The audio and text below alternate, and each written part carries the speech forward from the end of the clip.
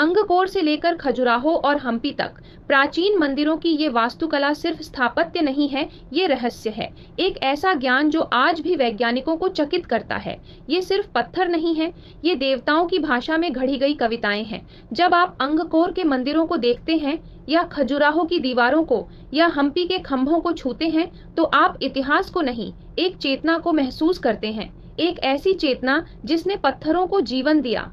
Angkor Wat आज के Cambodia में स्थित, पर इसकी आत्मा भारत से जुड़ी है। 12वीं शताब्दी में बना ये विष्णु मंदिर दुनिया का सबसे बड़ा धार्मिक स्मारक है। इसकी दीवारों पर रामायण और महाभारत उकेरे गए हैं, पर इसका सबसे बड़ा रहस्य, ये मंदिर पूर्व की ओर नहीं, पश्चिम की ओर मुख करता है। वह दिशा जिसे हिंदू धर्म में मृत्यु का द्वार माना जाता है। क्यों? क्योंकि इसे बनाने वाले राजा सूर्यवर्मन द्वितीय का ये समाधि स्थल भी था। अब आइए मध्य भारत की ओर, खजुराहो। लोग इसकी मूर्तियों को सिर्फ काम शास्त्र से जोड़ते हैं, पर यह आधा सच है। खजुराहो की शिल्पकला एक यात्रा है, काम से ध्यान तक। बाहरी दीवारों पर सांसारिक चित्र, और जैसे जैसे आप गर्भगृह की ओर बढ़ते हैं, वैराग्य गहराता है। ये स्थापत्य नहीं, दर्शन है। फिर आता है हम्पी, कर्नाटक की वो नगरी जो विजयनगर साम्राज्य की राजधानी थी।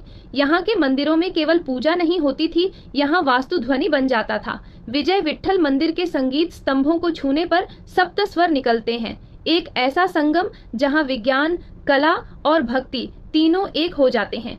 इन मंदिरों में एक गुप्त सूत्र है, वास्तु सिद्धांत, खगोल शास्त्र और यंत्रों की समझ। गर्भगृह कभी अंधा कोना नहीं होता, वो अंतरिक्ष के नाभि बिंदु की तरह गढ़ा जाता है, जहाँ सूर्य की पहली किरण सीधे देवता के माथे पर गिरे। ये कोई चमत्कार नहीं, एक सटीक गणना थी। पर प्रश्न ये है, इतना सब बिना आधुनिक तकनीक के कैसे किया गया?